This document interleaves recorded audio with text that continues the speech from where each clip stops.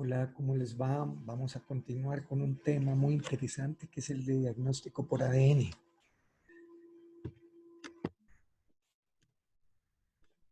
Entonces, técnicas para análisis de ADN.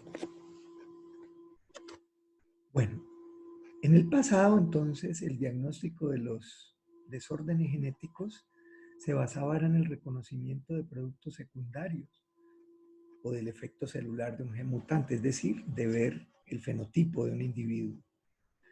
Pero hoy en día, con la tecnología, ¿no? Y una mejor comprensión de la estructura y de la función de los genes, hoy día hay la manera de investigar en particular y de diagnosticar una enfermedad genética propiamente del gen, siempre y cuando pues ya se conozca esa relación del gen con la enfermedad. Entonces vamos a comenzar a hablar de las técnicas que hoy día se utilizan. Esta es la técnica que por primera vez se comenzó a utilizar. Se llama Saunders-Blot, en honor al apellido de un señor que era de apellido Saunders, un investigador. Y esta técnica consiste en combinar una técnica que se llama electroforesis en gel utilizando sondas de ADN. Electroforesis en gel, esto es un aparato de electroforesis. ¿Qué hace un aparato de electroforesis? Lo que hace es generar un campo eléctrico, ¿no? Un campo eléctrico donde va a haber un polo negativo y un polo positivo. Y como las moléculas de ADN tienen carga, eh, carga negativa por el esqueleto azúcar fosfato, entonces ellas se van a mover hacia el extremo positivo. ¿De qué va a depender el movimiento, la rapidez de ese movimiento? Del tamaño de la molécula de ADN. Entonces, bueno, como vamos a utilizar ADN, pues lo primero que hay que hacer, ¿en qué consiste el método? Lo primero que hay que hacer es obtener ADN. Normalmente se obtiene a partir de linfocitos. Se toma sangre periférica y ahí de los linfocitos se aísla el ADN. Esta metodología dentro de la metodología se utilizan enzimas de restricción, y las enzimas de restricción lo que hacen es cortes secuencia específicos, como ustedes lo ven aquí, o sea, cortes en palíndromes. Observen que, por ejemplo, aquí esta secuencia dice 5'AAGCTT y aquí igual, dice 5'AAGCTT. Eso es lo que es un palíndrome. Lo mismo acá, ¿no? Miren. GGATCC, GGATCC, esos son palíndromes. Y la enzima, dependiendo de la enzima de restricción, ¿de dónde se obtiene? Observen que esta se obtiene de Haemophilus influenzae, se llama HINT3. O esta, por ejemplo, ALU1, se obtiene de Arthrobacter luteus, ¿no? Entonces, se han descubierto centenares de enzimas de restricción que cortan secuencias palindrómicas, que cortan de manera específica, es decir, son como bisturíes específicos que cortan el ADN. Entonces, van a cortar el ADN del paciente que se le obtiene el ADN y dependiendo de la enzima de restricción que se usa, entonces va a cortar el ADN en pedazos. Y luego ese ADN en pedazos, este que ustedes ven aquí pedaceado, es el que se pone a correr en una electroforesis, ¿no? Para separarlo por carga.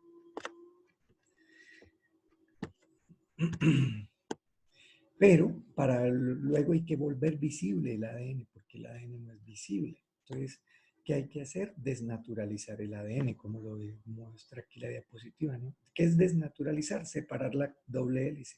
¿Sí ven? Aquí está la doble hélice estable y aquí por desnaturalización, ¿no? Bien sea por calor o por una condición alcalina, estos puentes de hidrógeno se rompen y quedan expuestas, ¿no? Las bases.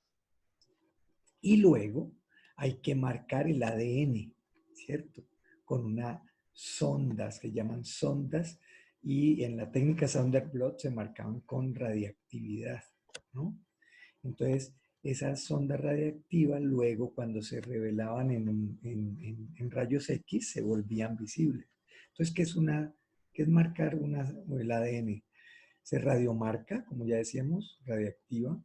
Se adiciona al ADN que está sobre la membrana. La sonda reconoce e hibrida con la secuencia de ADN complementaria. Hibridar es volver a hacer esto, pero ya con la sonda marcada, de tal manera que permite detectar el fragmento específico de interés.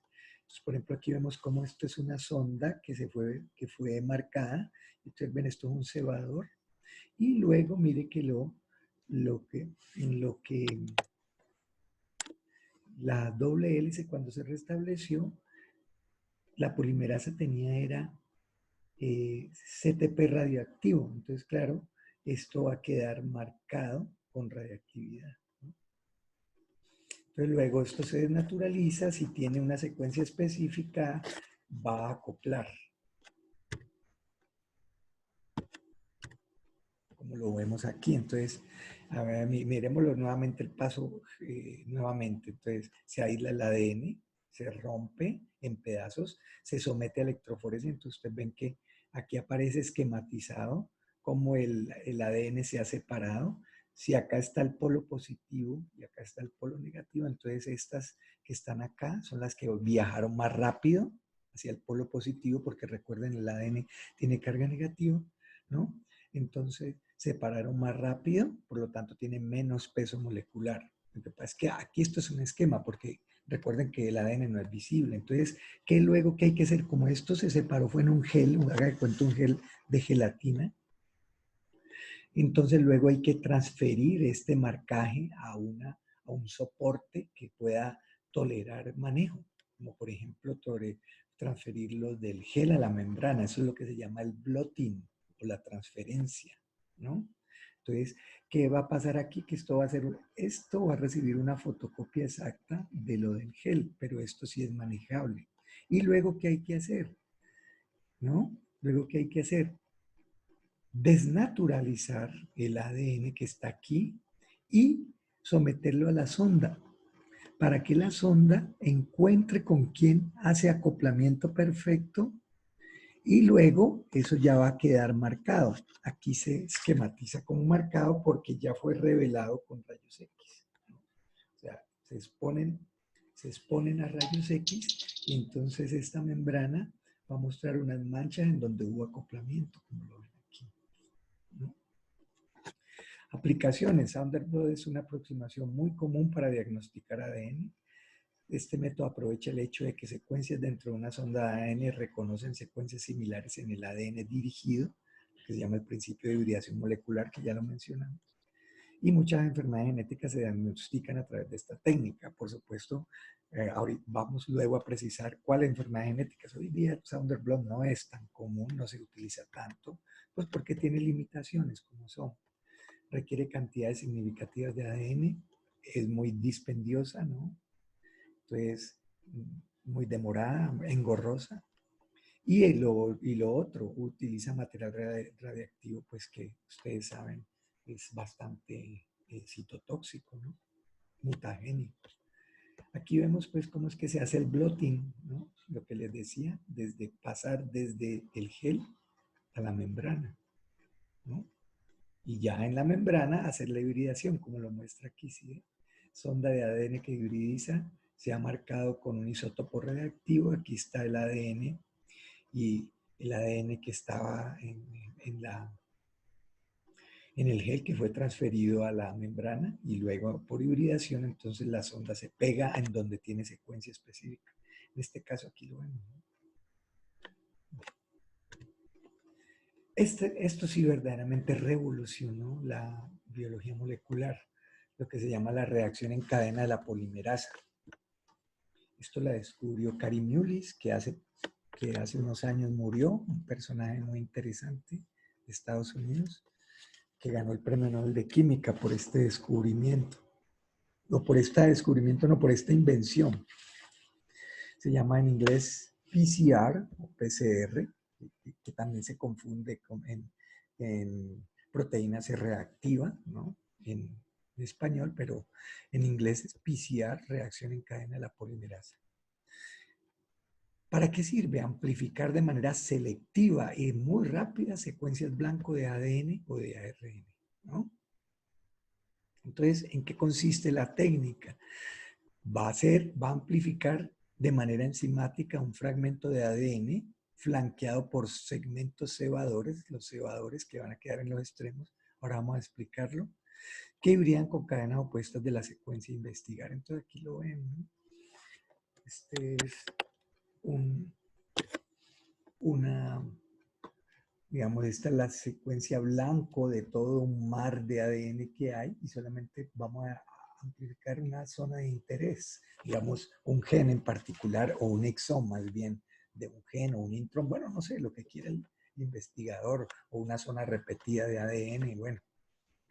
La idea es que lo primero que hay que hacer es desnaturalización, ¿cierto? Es poner las bases nitrogenadas. Y luego, observen, esto es lo que llaman los cebadores, ¿no? Cebadores. Los cebadores que, porque acuérdense que la ADN polimerasa no es capaz de polimerizar una cadena sin que previamente haya un pedacito de cadena iniciando, ¿no? Por eso llaman cebadores o iniciadores, ¿no? Y luego la polimerasa, ¿qué hace? Adicionar nucleótidos de manera complementaria. Entonces, ¿qué va a pasar? Que observen que esto de aquí, luego de un primer ciclo, va a tener una molécula de ADN por aquí y otra por aquí. Se comenzó con una, ya se tienen dos. En un segundo ciclo se comenzó con dos, va a tener cuatro. En un tercer ciclo se comenzó con cuatro, va a tener ocho. O sea, es un crecimiento exponencial. Por eso, pues, que es tan valiosa esta técnica.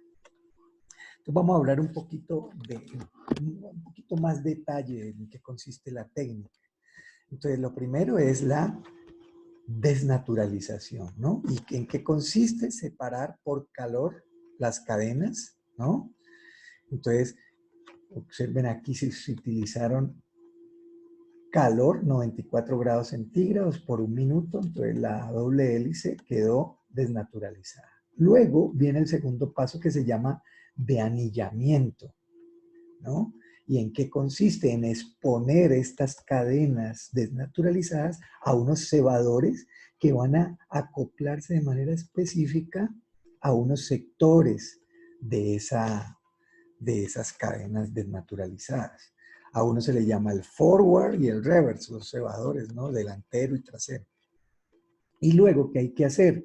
Bueno, una vez como ya hubo el anillamiento, ¿qué hay que hacer? Darle los elementos a la polimerasa para que la polimerasa comience a crecer las cadenas de manera complementaria. ¿Qué es lo que ustedes ven aquí? En diferentes colores, nucleótidos, DNTPs, ¿no? ¿Para qué? Para que la polimerasa los vaya añadiendo uno por uno hasta que alcance el final, ¿no? Observen que la desnaturalización ocurre a una temperatura alta, el anillamiento ocurre a una temperatura de alrededor esto va a manejar variables, ¿no? Que no es el caso nosotros mencionarlas ahora aquí. De eso se llama la temperatura de anillamiento, que a partir de la secuencia y del tamaño de la, de la, de la zona a que se va a acoplar el primer, entonces se define una temperatura de anillamiento. En este caso fue de 54 grados en un tiempo en particular. Y luego la polimerasa que tiene que trabajar, que se llama el paso de extensión. ¿Por qué? Porque eso es lo que está haciendo, extender las cadenas, ¿no? Y eso también se coloca a una temperatura importante, 72 grados, eso también depende, el investigador tiene que manejar unas variables y esto se repite. Entonces ustedes ven, aquí hay un ciclaje de temperatura, ¿no? Por eso el aparato que hace, la reacción en cadena de la polimerasa se llama un termociclador, porque hay cambios cíclicos de temperatura. Entonces el aparato eso es lo que hace, cambiar, y el investigador puede utilizar como si fuera un computadorcito, este aparato le escribe, vean, yo quiero que la denaturalización sea por tanto tiempo y a tal temperatura, que el anillamiento sea por tanto tiempo y a tal temperatura, que la extensión sea por tanto tiempo y a tal temperatura y que haga 35 ciclos, por ejemplo, ¿no? Por eso el aparato que hace la reacción en cadena en polimerasa se llama un termociclador. Algo que hay que tener presente, observen que la temperatura a la que trabaja la polimerasa es una temperatura altísima. Por ejemplo, una polimerasa humana no soporta esa temperatura, no es capaz de funcionar a temperatura, se desnaturaliza, ¿no? En cambio, estas polimerasas son unas polimerasas que se utilizan para la reacción en cadena de la polimerasa, son polimerasas eh, termófilas, ¿no? Entonces, tienen que soportar, no se desnaturalizan con temperaturas altas, porque si se desnaturalizaran a temperaturas altas, este paso no podría ocurrir. Entonces, uno habla de la TAC polimerasa, que es una polimerasa obtenida pues de una bacteria que vive en, a temperaturas altas.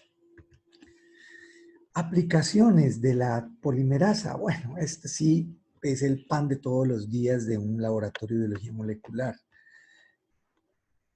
¿Por qué? Porque tiene todas estas virtudes, altamente sensible, altamente específica y muy rápida. Antes de los termocicladores, para amplificar ADN, los investigadores tenían que usar, a mí no me tocó, usar clonación en bacterias. Entonces, muy engorroso, muy complicado, una infraestructura compleja y demorado, costoso.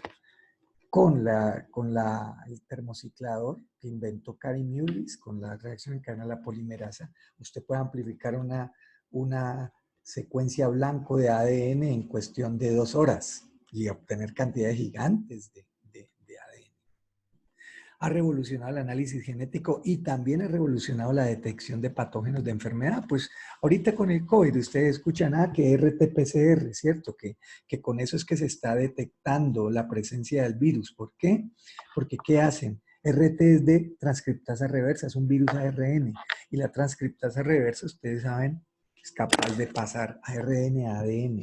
Y entonces, ¿qué hacen? Lo multiplican por PCR, por eso la técnica se llama RT-PCR, ¿no? Entonces, hoy día se utiliza para detectar patógenos.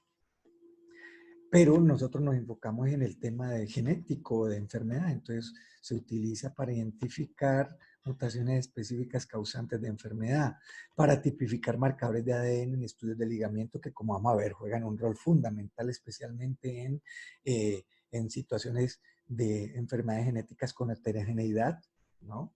Que la mejor manera de hacer las investigaciones o el diagnóstico es a través de estudios de ligamiento y para identificar micobacterias atípicas, porque ustedes saben, hay micobacterias que en condiciones de laboratorio no crecen, no se conocen las variables, pero como todo ser vivo tiene material genético, se pueden tipificar o identificar a través de esta técnica. Entonces, miren la técnica, lo hermoso que hace, miren. Si usted comienza solo con una copia, que no es el caso, ¿no? No es el caso porque cuando usted obtiene, por ejemplo, una muestra por venopunción, una muestra de sangre, usted va a obtener millones de linfocitos, entonces usted va a comenzar es con millones de moléculas de ADN.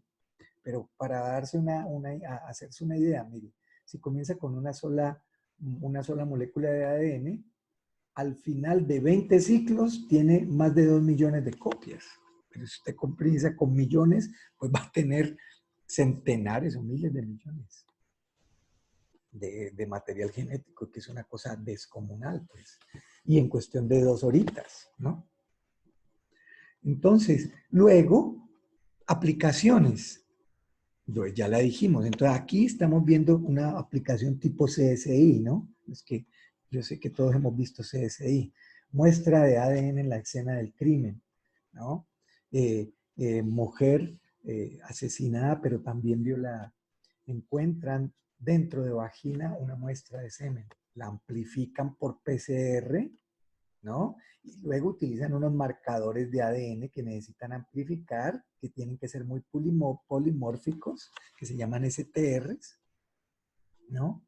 Bueno, dejémoslo así por ahora, STRs. Y como eso es muy polimórfico, la probabilidad de que personas que no sean parientes tengan un mismo perfil de ADN, pues va a ser mínimo. Entonces, aquí tenemos pues la escena donde en la escena del crimen, digamos, encontraron el semen que les digo, está la muestra, la que dice aquí, muestra forense, pero tienen 3 sospechosos, como está aquí, ¿sí ve? Y corren estos fragmentos que fueron amplificados por PCR, los corren en un gel. Bueno, hoy día ya no los corren en un gel, y ahora es un aparato que utiliza tecnología láser, pero en la época mía usábamos era gel, y bueno, y así fue que se descubrió. Y entonces observen que este es el corrimiento de la muestra de semen, ¿no? En el gel, y aquí tienen los 3 sospechosos, mire, este y este. Claramente el individuo B, el perfil de ADN del individuo B es el mismo perfil de ADN de la muestra forense, lo cual está indicando que este es el individuo involucrado en el asesinato y en la violación. O sea, es una prueba muy fuerte, una evidencia muy fuerte para esa persona, en contra de esa persona. Bueno, aquí vemos el resumen otra vez de lo que hace el APCR, ¿no? Entonces, mírenlo. Primer ciclo, 4 copias. Segundo ciclo, 8 copias. Tercer ciclo, 16 copias. Cuarto ciclo, 32 copias. 35º ciclo, 68 billones de copias. Un número está gigantesco, pues. Entonces, esto es para mostrar lo poderosa que es la técnica de PCR. Quería precisarle otra cosita aquí que se me olvidó y apenas me vine a acordar ahorita, es que acuérdense que para poder que la polimerasa pueda extender la cadena utilizando DNTP necesita una condición apropiada de pH, ¿no? Y eso se la da una solución buffer, ¿no? Y también necesita presencia de magnesio, de tal manera que cuando usted va a amplificar ADN, tiene que aislar el ADN, que ya sabemos, ¿no? Se aísla normalmente de linfocitos, lo mete en un microtubo, a ese microtubo luego le añade la DNA polimerasa, la TAC, ¿no? Le agrega DNTPs, le agrega cloruro de magnesio, ¿verdad? Y le agrega una solución buffer. Y todo eso ocurre en ese microtubo. Bueno, ventaja y limitaciones. Ventaja es que teóricamente usted con una sola célula puede amplificar ADN, ¿no? O sea, usted no necesita utilizar grandes cantidades de ADN, ¿no? Desventaja. Se debe conocer la información de la secuencia para sintetizar cebadores que son esenciales para la PCR. Claro, usted tiene que conocer la secuencia de lo que flanquea lo que usted quiere amplificar. Entonces, tiene que conocer esta secuencia para mandar a sintetizar este cebador y usted tiene que conocer esta secuencia para mandar a sintetizar este cebador para que haga complementariedad. Esa es una desventaja, pero pues hoy día eso ya no es desventaja, digamos. Pero otra desventaja es que no puede amplificar segmentos muy grandes. ¿Por qué? Porque recuerde que la polimerasa comete errores. Entonces, si usted va a amplificar algo muy grande, la polimerasa le puede meter errores y usted estar pensando que eso es una mutación del paciente y no una mutación nueva por la polimerasa. Bueno, secuenciación de ADN. Bueno, esta es la manera más precisa de caracterizar un segmento de ADN, ¿no? De tal manera que usted identifica si eso es una variante anormal o si eso verdaderamente es una mutación deletérea. El personaje que descubrió esta metodología, Sanger, creo que fue Sanger, sí, Fue también el personaje que descubrió la metodología para secuenciar proteínas. Ganó 2 premios Nobel de Química el personaje Frederick Sanger o Sanger.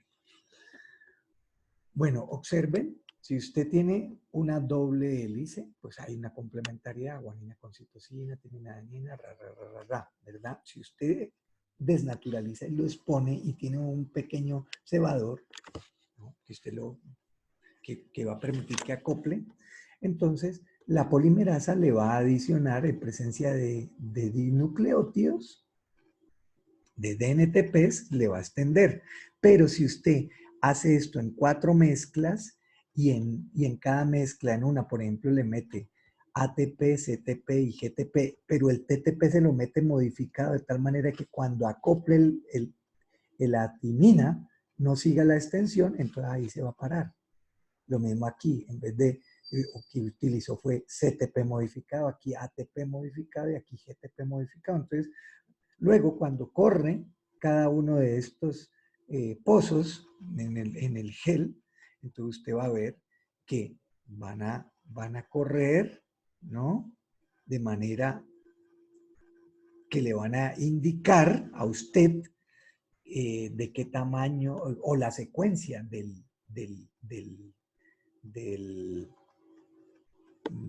lo que usted quiere averiguar, ¿no? ¿Cuál es la secuencia de la muestra a problema?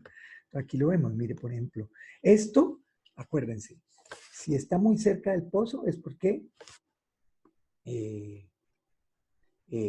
pesa más, y si está muy lejos del pozo es porque pesa menos. Entonces, ¿cómo se hace la lectura? De menos a más. Entonces, aquí tenemos TA, T, CC, A, C, T, G. Mírenlo aquí, mírenlo aquí. Es este. G, que es el último, ¿no? T, que es el que sigue. Mírenlo aquí. El que sigue, el que sigue, el que sigue. Entonces usted lo infiere, ¿no? Esto ya lo han sistematizado y lo han automatizado con, con tecnología láser. De tal manera, pues, que esto ya no es tan difícil. Aquí lo vemos, ya es con tecnología láser, utilizan es fluorescentes, terminadores fluorescentes, entonces se van a ver es unos picos en colores, de diferentes colores, y el investigador puede hacer lectura de lo que está amplificando. Eso se llaman secuenciadores que valen pues más de 500, 1.000 millones de pesos. Entonces, ¿por qué esto es vital, la secuenciación de ADN? Porque si el investigador tiene una situación problema, un individuo problema, una familia problema donde se sospecha una situación genética, entonces él quiere saber si efectivamente hay una mutación o no la hay. Entonces, con esto usted la precisa. Entonces, por ejemplo, aquí vemos el gen de la lipoproteína lipasa, aquí en condición normal, ¿no? Y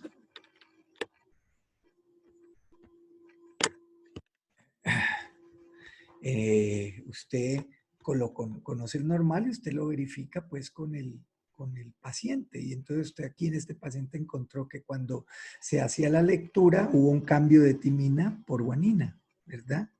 Y esto da respuesta a que en vez de en la proteína generarse prolina, se genera leucina. Y eso podría explicar esa presentación fenotípica del individuo, pero también podría decir, no, mire, esto es un polimorfismo, ¿no? Y esto no explica esta situación. ¿Ve? Entonces, esa es la gran ventaja de la secuenciación por ADN. Entonces, ¿cuáles son las aplicaciones? Se pueden utilizar para secuenciar rápidamente fragmentos que resultan de una reacción de PCR. Claro, no se utiliza en forma rutinaria para diagnóstico de ADN, pero se incrementa su importancia en la medida en que tecnología mejora y costos disminuyan. Claro, antes era mucho, mucho, muy costoso, ahorita ya cada vez es menos costoso. Entonces, esta aproximación se vuelve más común. Ventajas: permite detectar directamente si el gen de un paciente tiene cualquier cambio en la secuencia cuando se compara con un control normal. Y además, y esta es la ventaja grande, determina si esa variante, esa que usted está observando, es un polimorfismo o una mutación deletérea. Esa es la gran ventaja. Listo. Ahora pasemos a otras técnicas, pero mucho más económicas, pero que tienen ciertas precisiones, como la que se llama la técnica, en el inglés, ASO, que quiere decir sondas oligonucleótidas aleloespecíficas del inglés, ¿no? Oligonucleótidas specific alleles. Método: se utilizan dos sondas oligonucleótidas sintéticas, una sonda que es para el gen normal y otra sonda que es para la mutación genética. Esto, ¿cuándo vale la pena usarlo? Cuando la enfermedad el producto de esa enfermedad es el resultado de una mutación típica, ¿no? que es la común. Entonces, estas sondas se utilizan como para que hibriden, ¿no? Y determinar si un paciente tiene dos copias de un gen normal o es heterocigoto o tiene la mutación, pues, responsable. Entonces, esta es la idea, ¿no? Mírelo. Si supongamos, aquí tenemos, hay que conocer la temperatura de anillamiento. Bueno, y esta es la técnica ASO. Entonces, por ejemplo, ustedes ven aquí aparece una mutación, esta es la normal, que aquí tiene T, pero en la mutación cambió por C. Entonces usted necesita saber, bueno, y esta es la sonda, esto lo que quiere decir es que esto es la sonda, lo que quiere decir que va a ser visible ese ADN con el que acopla. Y entonces aquí tenemos la utilización, esto es lo que se llama un dot blot, una hibridación en punto. Aquí vemos pues que aquí solo hibrida, miren, solo hibrida, en este individuo solo hibrida la sonda que reconoce la mutación, por lo tanto, este es individuo es homocigoto, ¿no? Para la mutación. Si es condición recesiva, es enfermo.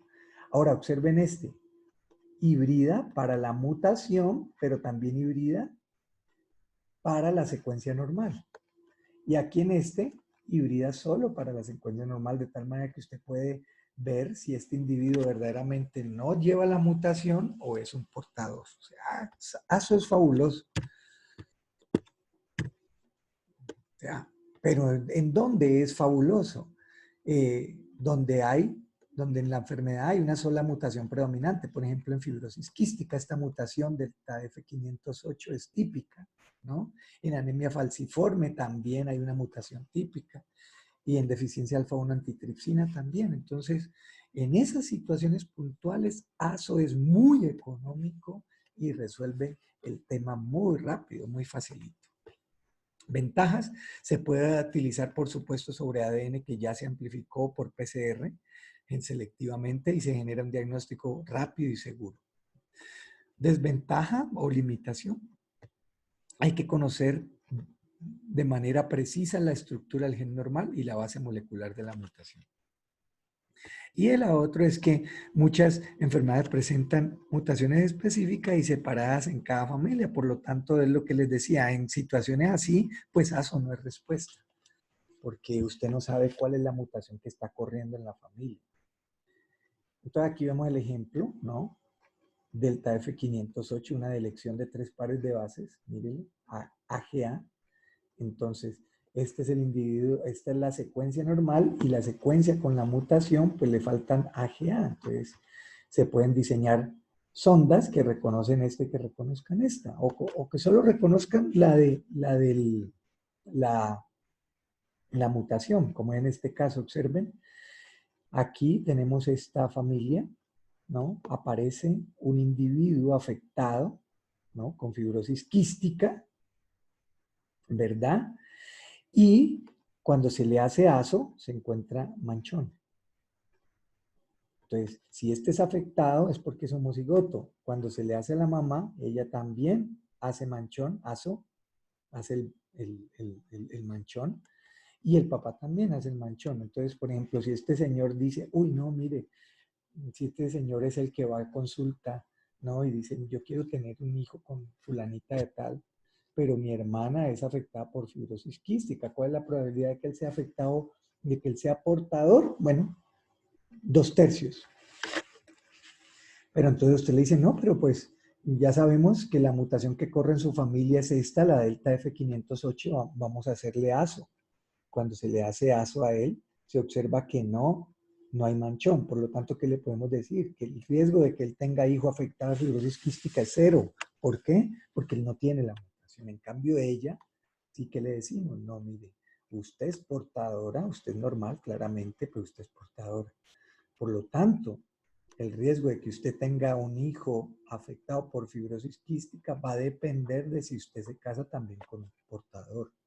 Y si él es portador para fibrosis quística, pues el riesgo va a ser de 1/4. ¿Ve? ¿Ve la ventaja que tiene diagnosticar por ADN a un individuo? Una cosa son, ¿cómo es? Probabilidades y otra cosa son hechos. Cuando usted ya tiene el hecho, ¿no? Cuando usted ya verificó si el individuo es portador o no es portador, entonces el consejo genético es claro y fácil, ¿no? Aquí antes decíamos, no, la probabilidad de que él sea portador es de 2/3, pero cuando le hacemos ASO demostramos que no tiene ninguna. De tal manera que uno a este señor le da un consejo certero, ¿no? Listo, para anemia falciforme. Entonces, en anemia falciforme, ¿no? En anemia falciforme, este es el dot blot. Aquí tenemos, este es el gen normal, si lo ven, normal. Y este es el mutante, ¿no? Entonces observen que en el normal aquí hay una adenina, pero en la mutación, la común, la corriente para anemia falciforme es un timina por adenina. Entonces, observe, aquí es GTG, aquí es GAG. Y este cambio de una valina por una glutamina es lo que hace pues la enfermedad. Entonces tenemos 3 situaciones, tenemos 3 individuos y tenemos ASO para la secuencia normal y ASO para la secuencia mutante. Entonces observamos que a este individuo cuando le hacemos ASO para la secuencia normal, mancha. Eso es lo que llama el dot blot. Pero no mancha aquí, por lo tanto, ¿qué podemos decir de este individuo? Que este individuo es homocigoto para el alelo normal. Pero este individuo, miremoslo. Bueno, hace manchón con la secuencia normal, pero también hace manchón con la secuencia mutante. Por lo tanto, este individuo es un heterocigoto, portador del alelo mutante, por eso lo escribimos así. En cambio, en este, observen que cuando se le hace manchón para el alelo normal, no mancha. En cambio, sí mancha para el alelo mutante. Por lo tanto, este individuo es homocigoto mutante. Es fabuloso la técnica ASO cuando la mutación es muy común para una enfermedad. Aquí vemos pues unos ejemplos de manchones, ¿no? Entonces, por ejemplo, aquí vemos que si este solamente presenta una mancha para el ASO mutante, pues este es un homocigoto, pero si este presenta 2 manchas para el mutante y para el normal, entonces heterocigoto. El tamaño de la mancha no dice nada, eso, el tamaño de la mancha lo que está diciendo es que de pronto en la condición de amplificación aquí hay más ADN que en este, o sea, que eso no es de preocupar, lo importante es si mancha o no mancha. Por ejemplo, el único individuo de estos 9 que es homocigoto normal es el 2, ¿no? Porque no mancha para el mutante. O no mancha, no hibrida, que es mejor la palabra. ¿No? Hay una técnica indirecta que se llama polimorfismo conformacional de cadena única, en inglés, polimorfismo conformacional de cadena única. Es una técnica indirecta que permite identificar diferencias entre secuencias de ADN de un paciente con una enfermedad particular y teniendo pues un control normal, que se van a detectar por cambio en el patrón de bandas que se genera en el gel. Eso es cuando, por ejemplo, se tiene un gen grandote y usted quiere hacer un screening poblacional para ese gen. y el presupuesto es pequeño. Entonces, usted le toca que abordarlo con técnicas económicas, como es este caso. ¿En qué consiste esta? Esto lo que hace es, la técnica consiste en separar las cadenas, ¿no?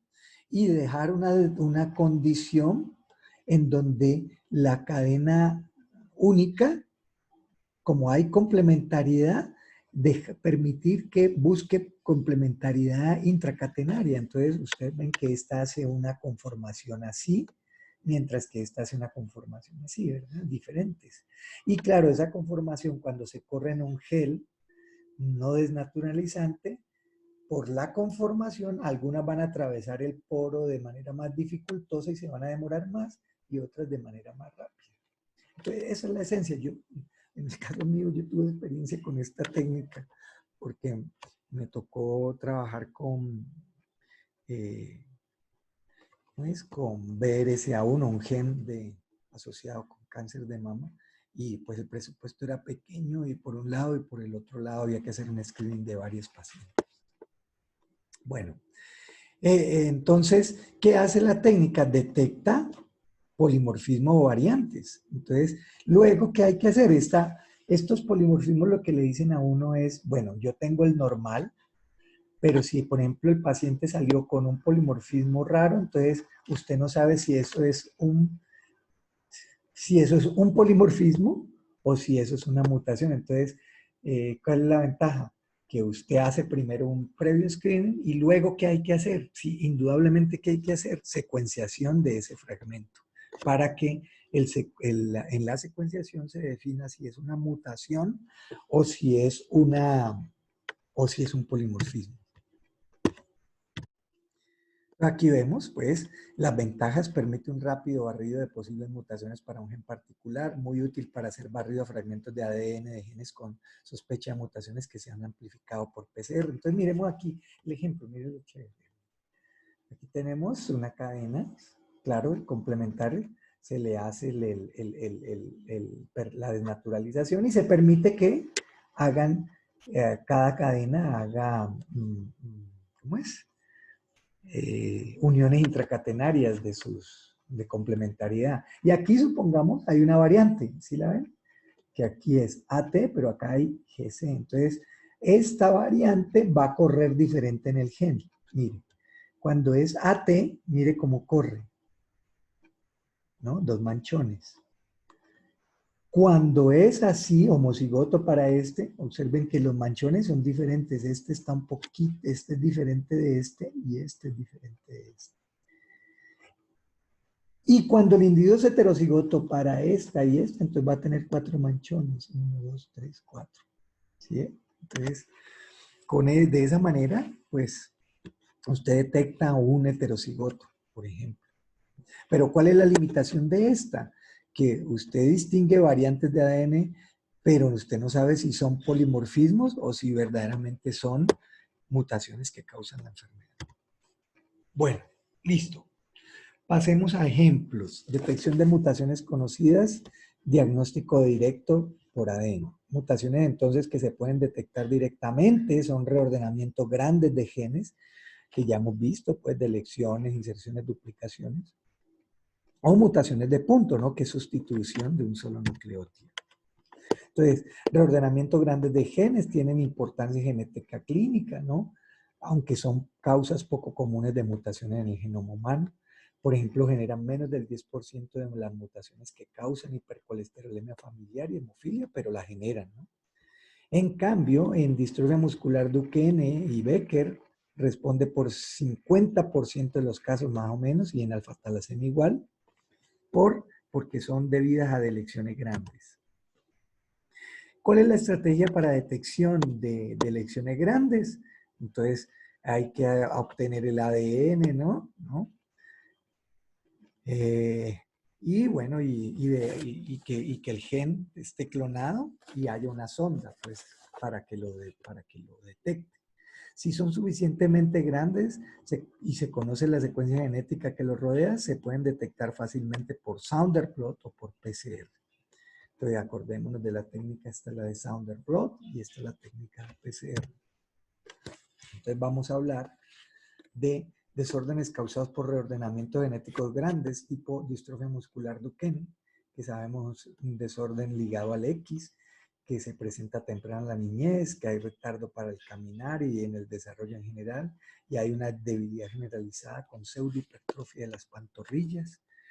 No pasan de la segunda década los individuos. Muerte ocurre por problemas cardiorrespiratorios, por supuesto, que aquí hay una distrofia muscular.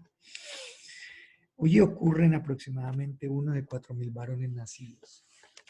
Ya sabemos pues que es el gen de la distrofina que mapea en XP, y una mutación de corrimiento del marco de lectura interrumpe codificación de la proteína y genera con mayor probabilidad distrofia muscular Duchenne que distrofia muscular Becker. De esto lo hemos hablado antes. Entonces se puede diagnosticar utilizando tecnología de ADN, por ejemplo, detectando delecciones, o usando marcadores polimórficos dentro y alrededor del gen, que esto ya no sería detección directa, sino detección indirecta. Por otro, aquí vamos a hablar de detección directa. Entonces veamos un ejemplo clínico y quiero aquí total atención. Bueno, miren este caso. Es un niño de 6 años que se le diagnostica distrofia muscular Duchenne. Por supuesto, la mamá es portadora y ella quiere saber si es portadora, ¿no? Así es el caso. Tía materna del niño planea embarazo, desea saber si su riesgo el riesgo de tener niño con distrofia muscular Duchenne. Listo.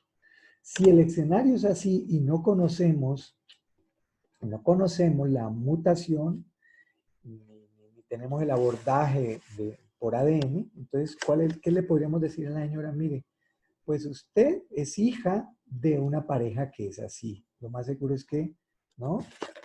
Si lo suyo no es una mutación nueva, ¿cierto? Si este caso del niño no es mutación nueva y, y su hermana es portadora, entonces usted es hija de un matrimonio así, ¿no? Madre portadora con varón portador. Por lo tanto, la probabilidad de que usted sea portadora por ser mujer es de un medio, ¿verdad?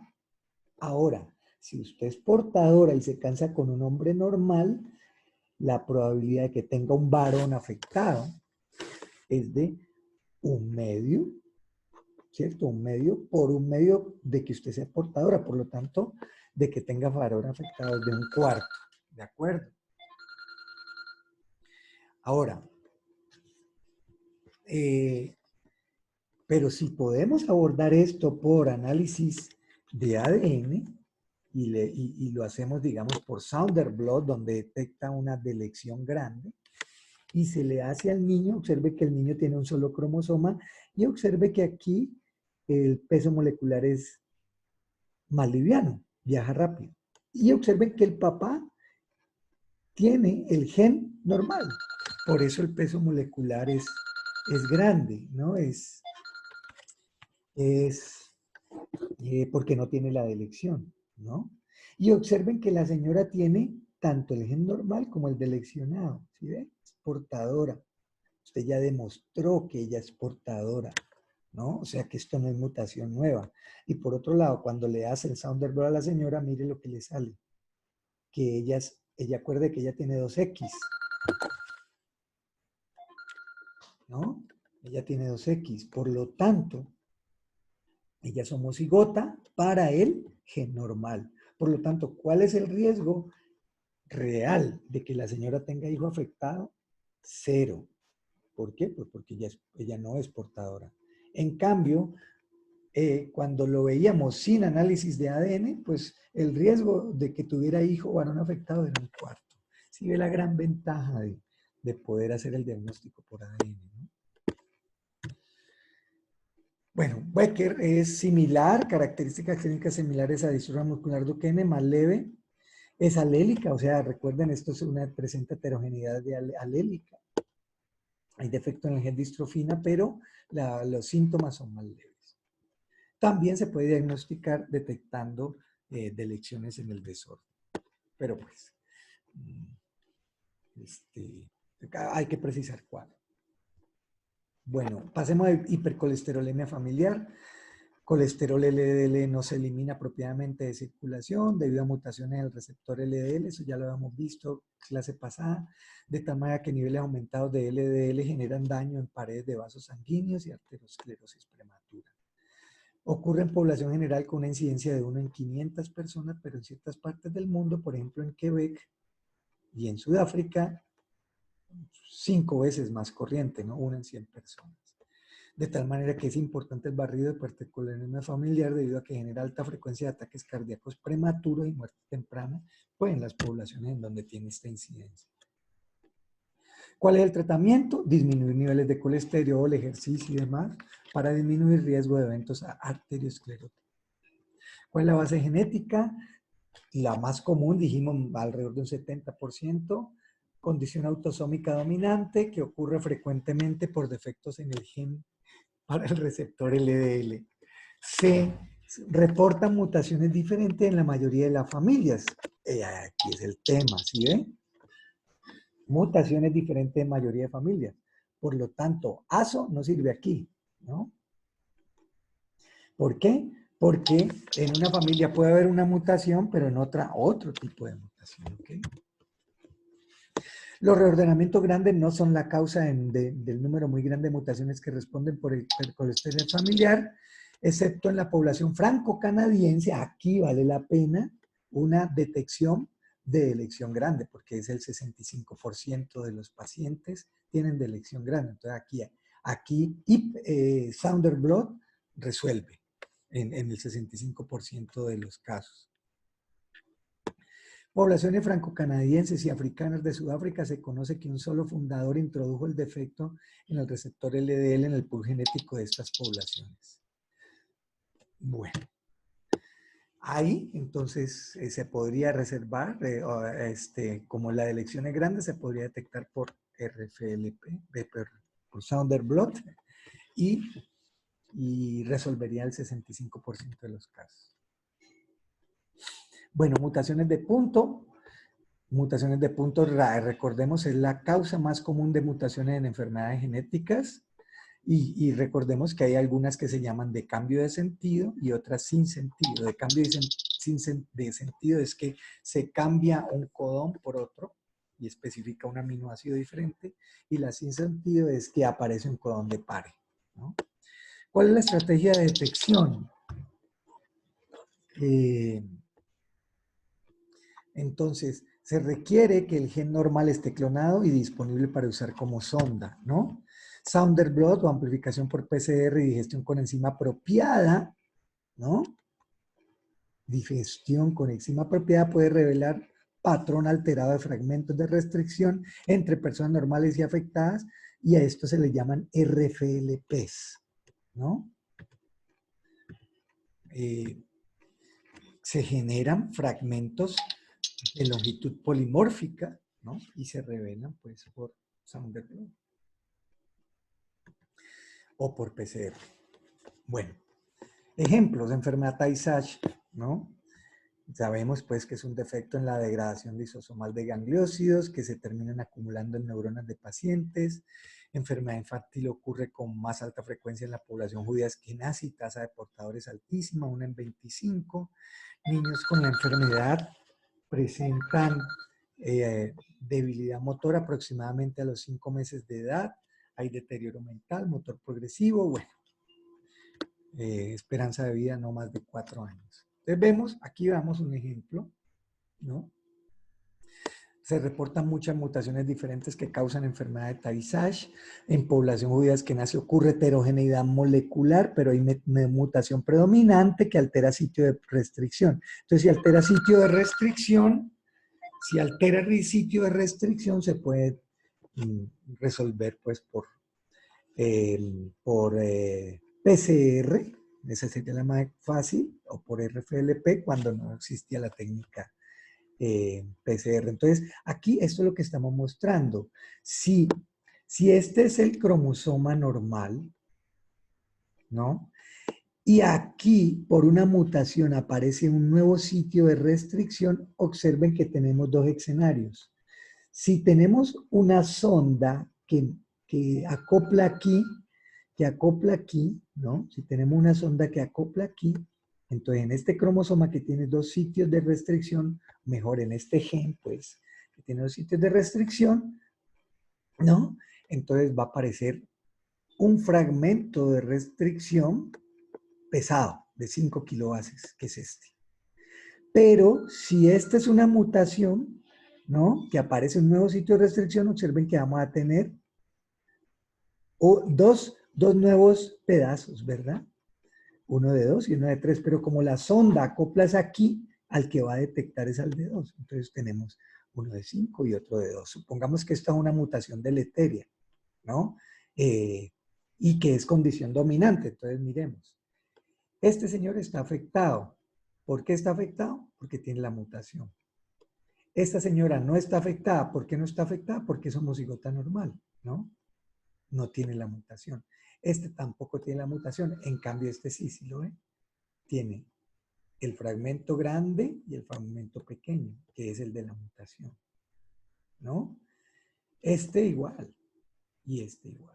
Entonces, fabulosa la técnica porque le resuelve a uno el caso. Veamos este caso de anemia falciforme, que es una condición recesiva.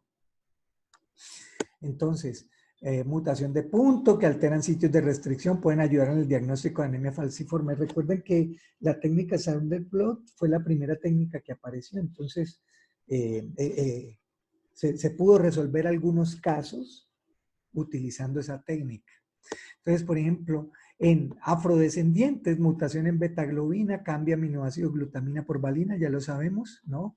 Cambia codón GAG por GTG, y eso elimina un sitio, con la suerte de que elimina un sitio de restricción particular, ¿no?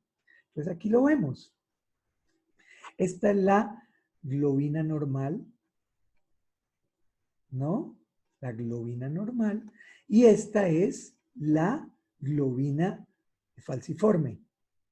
Entonces observen que en la globina normal, aquí se pierde el sitio de restricción.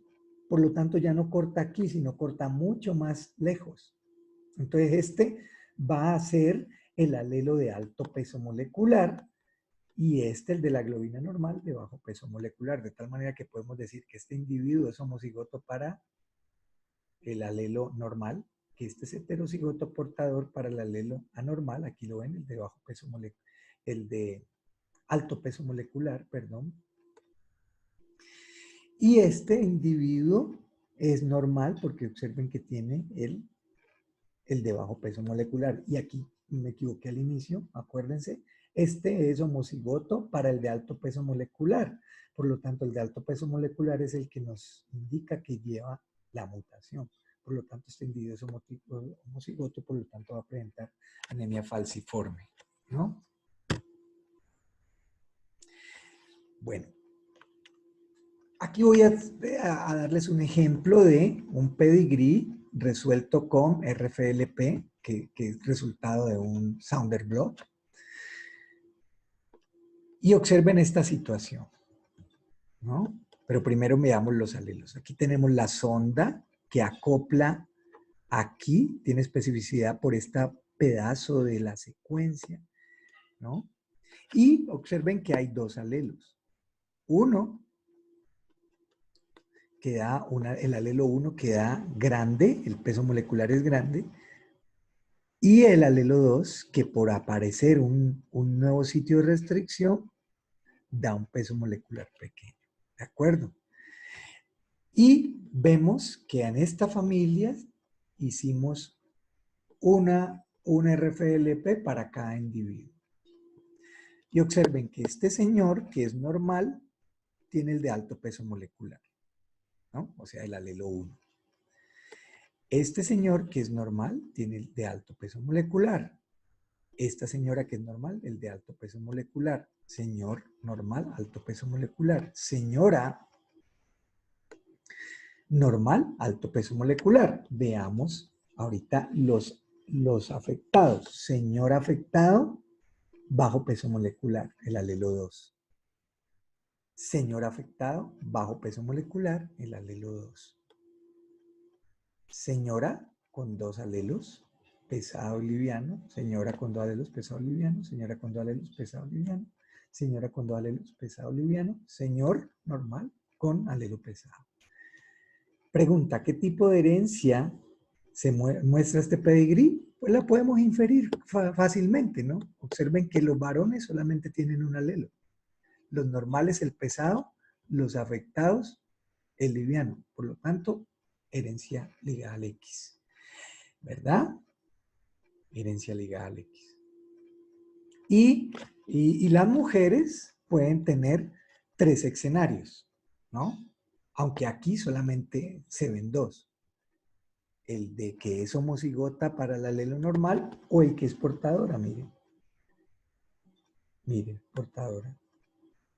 Ambos alelos, el pesado y el liviano, portadora.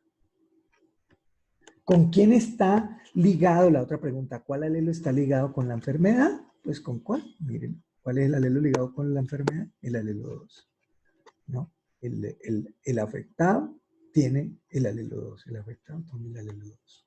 Y las portadoras también tienen el alelo 2. Entonces, sí ve lo elegante con que se resuelve un heredograma con este tipo de ayuda diagnóstica. Y esto es lo que es el RFLP, ¿no? Entonces, aquí tenemos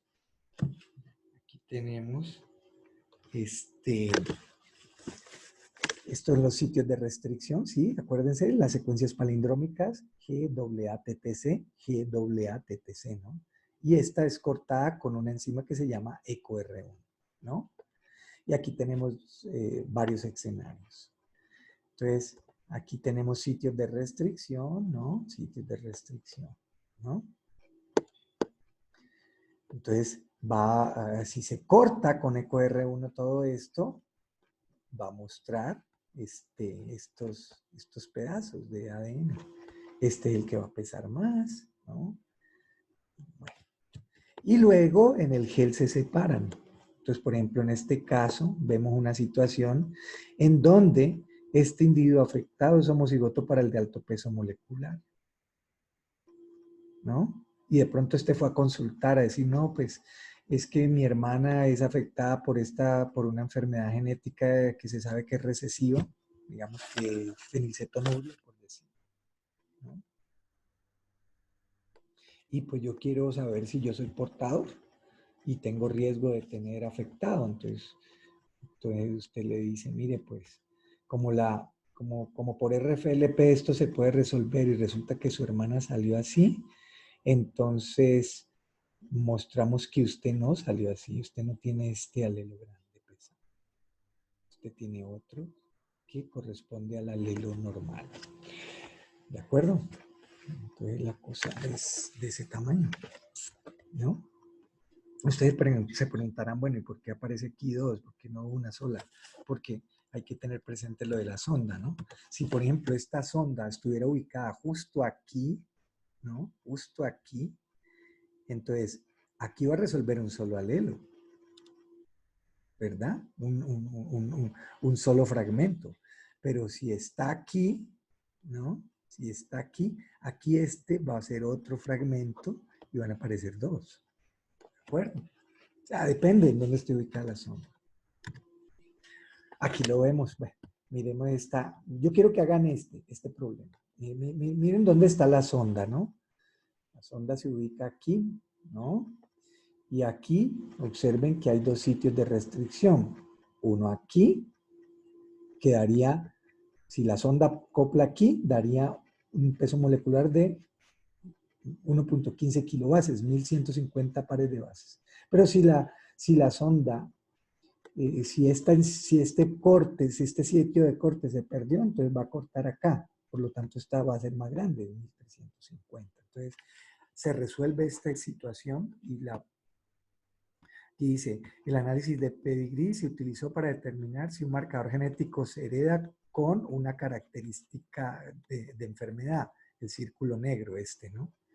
Los resultados del análisis de Sounder Blot por enzimas de restricción que digirieron el ADN de los miembros de la familia se muestran. ¿Qué conclusiones puede usted inferir a partir de estos datos? Bueno, yo quiero que hagan eso. ¿Qué conclusiones se pueden inferir? ¿Ok? Lo mismo acá. Observen este. Un pedigrí y un Sounder blot de locus FRLP en humanos se muestra en la siguiente figura. Las figuras llenadas representan individuos que presentan una característica dominante para lengua azul. ¿Qué puede usted decir acerca de la relación del ligamiento potencial entre el alelo responsable de la característica y el RFLP? Regiones marcadas entre los homólogos representan secuencias que hibridizan la sonda usadas por el análisis de Sounder. Las flechas indican los sitios de corte utilizados para el análisis Sounder. Entonces aquí lo vemos, ¿no? Mire, está en la sonda, aquí acopla la sonda, y aquí tenemos sitio de restricción aquí, sitio de restricción aquí, va a dar un alelo pesado de 3.5, y aquí tenemos sitio de restricción aquí, pero por mutación aparece uno nuevo, y aquí. Entonces, como la sonda acopla aquí, entonces vamos a poder ver un alelo de 1000 pares de bases. Entonces, en base a eso, entonces usted resuelva esta situación. Luego estaremos demostrándolo, haciendo como la vez pasada, explicándolo, y luego haremos un taller sobre esto. Hay mutaciones de punto que no alteran directamente sitios de restricción, ¿cierto? Por ejemplo, la enfermedad, la mutación predominante en fibrosis quística no altera sitio de restricción. Fibrosis quística, una enfermedad complicada, obstrucción intestinal, infección, ¿no? Son las manifestaciones más amenazadoras. En poblaciones blancas hay una incidencia de alrededor de 1 en 2.500 nacimientos y de portadores de aproximadamente 1 en 20 personas. Esperanza de vida alrededor de 20 años. Entonces aquí lo tenemos. ¿Cómo se resuelve esto? Mire, enfermedad autosómica recesiva, gen clonado, se han definido más de 250 mutaciones, o sea, presenta bastante heterogeneidad alélica. Pero en el 70% de pacientes blancos, la mutación predominante es la delta F508, que es una elección de 3 pares de bases, que no altera sitio de restricción. Por lo tanto, si no altera sitio de restricción, no se resuelve por Sounder blot, ni RFLP, ¿verdad? Pero sí por ASO. ASO sí es excelente. Entonces, se hace ASO para región deleccionada mutante y se hace ASO para la región normal. Entonces, observen esta situación, este heredograma. Entonces, cuando se le hace ASO al joven, a la niña enferma por fibrosis quística, observen que solo acopla con el ASO de la enfermedad, con el mutante, pero no con el ASO normal. Y se demuestra que los padres son portadores, ¿no? Mire. Y se demuestra que este hermano es homocigoto normal y que ella es portadora, ¿no? Eso es elegantísimo, ¿no? Bueno, detección de mutaciones desconocidas, diagnóstico de ADN por ADN indirecto. Entonces, muchas enfermedades heredadas, las mutaciones causantes no se conocen. Como no se conocen, pues no hay manera de desarrollar ASOs o RFLPs, etcétera, etcétera, ¿no? Entonces, estos desórdenes, pero sí se pueden diagnosticar indirectamente usando marcadores para el gen mutante. O sea, etiquetas o tags son variaciones en el ADN que no causan la enfermedad, pero que están muy cerquita o ligadas al gen o a la mutación de interés. Pero tiene un problema. ¿Cuál es la limitación del diagnóstico de ADN indirecto? Que se necesita un gran número de familiares para determinar la forma en que el marcador segrega con el gen mutante en la familia. O sea, si la familia no tiene suficiente número de individuos, no lo va a poder usted inferir. Y lo otro, que la distancia entre el marcador y el alelo mutante le pone límites a la seguridad del diagnóstico. Luego esto lo veremos en la próxima clase en más detalle. Aquí simplemente estamos dando una introducción. Por cada distancia de 1 millón de pares de bases entre el marcador y el gen, hay un 1% de probabilidad de recombinación durante cada meiosis que puede generar resultados incorrectos. Entonces aquí lo tenemos, miren. Una familia particular, una enfermedad autosómica dominante segrega con el marcador A. Mírenlo. Entonces aquí vemos un individuo que no le estamos viendo el gen, le estamos viendo un marcador ligado y este individuo es homocigoto para A. Y la pareja es homocigota para B, ¿no? ¿Sí ven? Y el hijo que es afectado resulta pues que tiene A y que tiene B. Por lo tanto, ¿con quién está ligado la enfermedad? ¿Con cuál marcador? Con A, ¿verdad? Con A. Pero esto va a depender de la distancia entre el marcador y el gen mutante. Ese es el problema. Entonces, por ejemplo, en casos de heterogeneidad genética, cuando se utiliza la aproximación indirecta al diagnóstico del ADN, es importante conocer si hay heterogeneidad genética, porque si hay heterogeneidad genética, ¿qué es lo que significa? Que hay mutaciones en diferentes loci que responden por la enfermedad, ¿no? En diferentes familias. Esto ya lo hemos hablado varias veces. Enfermedad riñón poliquístico y enfermedad Alzheimer presentan heterogeneidad genética. Entonces usted tiene que saber con cuál locus usted está trabajando. Por ejemplo, riñón poliquístico se ha encontrado que lo causan mutaciones en un gen sobre el cromosoma 16, en alrededor del 85% de los casos, pero resulta que mapean 16p13.3, pero hay otro gen que mapean 4. Entonces usted tiene que tener eso presente. Si se utilizan todas las instancias para determinar riesgo de alguien de tener gen mutante, un marcador de ADN cerca del gen sobre el cromosoma 16, usted está olvidando, ¿no?, que en las familias donde la mutación es en el cromosoma 4, usted lo está ignorando y usted está cometiendo un error gravísimo. Entonces, la heterogeneidad genética hace que el diagnóstico por ADN sea difícil. Entonces, la probabilidad en cada caso de que el gen mutante en ese paciente esté sobre el cromosoma 16 se debe determinar antes de que se utilice el análisis adicional de ADN para estimar pues, el riesgo de la enfermedad. Aplicaciones especiales para el diagnóstico de ADN indirecto. Entonces, cuando se conoce el gen. Entonces, cuando el gen causante de la enfermedad está identificado, pero la mutación específica en una familia particular no se conoce. Entonces, ¿qué se hace? Variaciones en la región no codificadora dentro del gen, que puede ser un STR, un Short Tandem Repeat, o que alteren un sitio de restricción, pueden ayudar a marcar el gen anormal y trazar su herencia. De tal manera que necesitan muestras de ADN de varios miembros de la familia. Seguridad de la prueba va a ser muy alta, ¿no? Siempre y cuando la distancia entre la variante de ADN, que es marcador, que no es el gen, que altera el sitio de restricción, y la variación del ADN que causa la mutación sea pequeña. Entonces miremos este caso, ¿no? Probando es un hombre de 30 años de edad, ¿no?, que necesita prueba predictora para neoplasia endocrina múltiple tipo 1, que es una condición autosómica dominante con variabilidad en expresión y en la edad de la manifestación. Es decir, él puede que lo tenga y todavía no se le ha manifestado. Y además, variabilidad en expresión. Pero él le dice al genetista que el padre murió de la enfermedad. Aquí lo vemos, murió de la enfermedad. Que fue confirmada por autopsia, y él probando quiere saber si ha heredado el gen de la enfermedad, ¿no? Él está considerando tener hijos y quiere conocer su estatus antes de intentar reproducirse. Entonces miremos el hemograma. Entonces vemos pues que la mamá de él, ¿no?, era AB y el papá era AA. Y observen que la mamá era afectada y el hijo salió afectado. ¿De quién heredó el A? Pues uno presupone que el papá, ¿verdad?, para poder que haya heredado el B. Por lo tanto, ¿con quién está unido el marcador? Con B, ¿cierto? La mutación de la enfermedad está unida con un marcador, que es el B.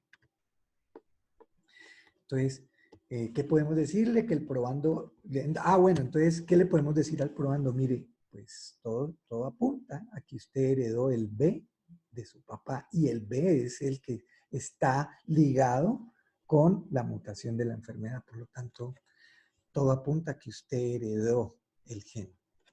¿De acuerdo? Pero lo puede decir con 100% de seguridad. No. ¿Usted qué tiene que decir? No, mire, el marcador está a tantos centimorgans o a tanto si está unido a un centimorgan, entonces el riesgo de meiosis y es de 1%, pero si está unida a 2 centimorgan es del 2%, por lo tanto, si está unida a 2 centimorgan, va a tener un riesgo de un 98% de haber heredado el gen de la enfermedad. Ahora miren este caso. El primo de primer grado, el probando 3.2, solicitó prueba predictora y se encontró 2 marcadores, ¿no? Entonces, miremoslo.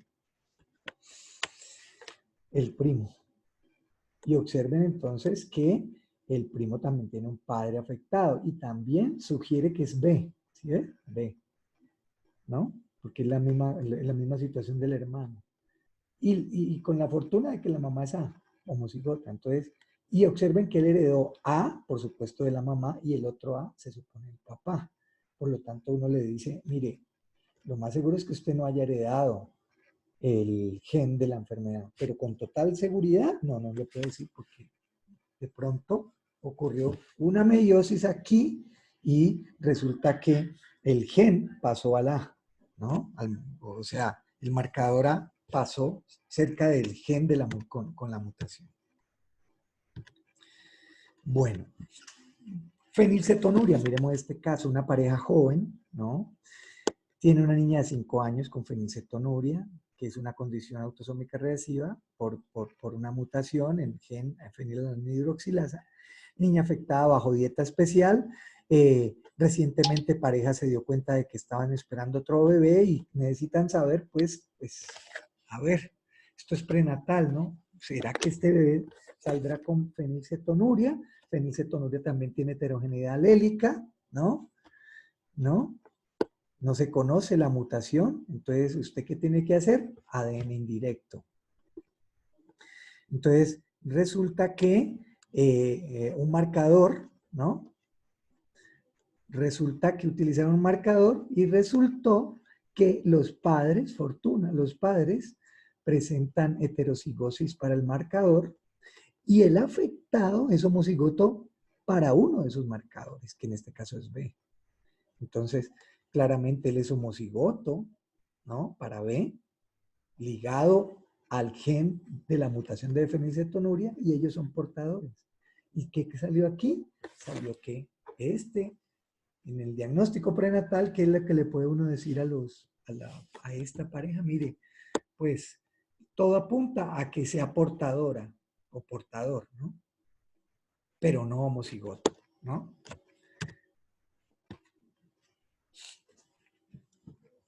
O sea que no va a salir afectado. La seguridad de la predicción va a ser cerca del 100% si la distancia es muy pequeña entre la variante de ADN usada como etiqueta o marcador para el gen PKU y el sitio actual de la mutación en gen PKU. Y bueno, yo quiero que hagan estos problemas, ¿no? Por favor, los leen muy bien y intenten hacerlos. Intenten hacerlos, por favor. Yo luego los resolveré, pero por favor, intenten hacerlos, estos dos. Bueno, bancos de ADN.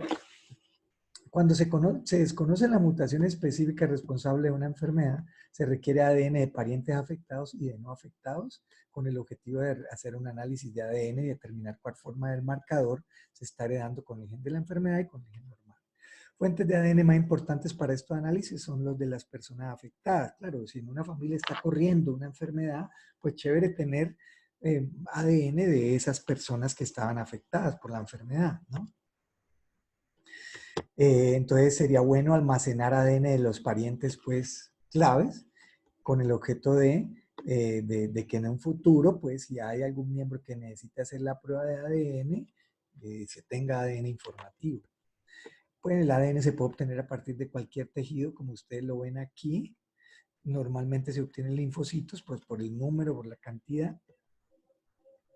Y antes se inmortalizaban con este virus Epstein-Barr, pero pues con todo lo que significa mantener un cultivo de células, pero ahora es posible obtener el ADN y amplificarlo por whole genome amplification y guardar el ADN congelado.